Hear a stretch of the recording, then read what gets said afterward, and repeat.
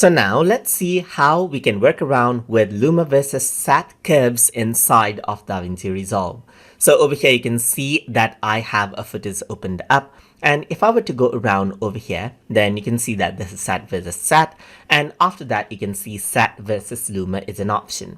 So you see areas which is saturated right here mostly, and the one without, as you can see, based on the Luma mat.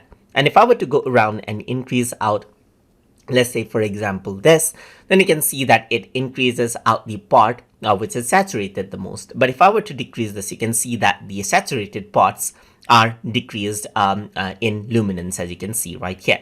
So what you can do is you can go around and select, let's say, something like the sky right here, and a point is mean. So if I were to go around, add in points and then increase this, you can see that I can change around the brightness of the sky right here, just like this. You can go around, increase out the sky brightness right here. Similarly, you can go around onto, let's say, this color range right here as well.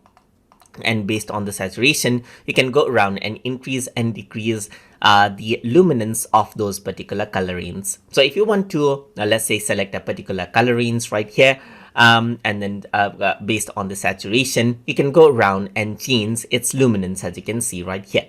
Like you can change the luminance of the sky right here, and you can change the luminance of the rock textures that you see right here. And that is how you can work around with Luma versus saturation curves inside of Davinci Resolve. So I hope you guys learned something as always. And as always, please like, comment, share, and subscribe.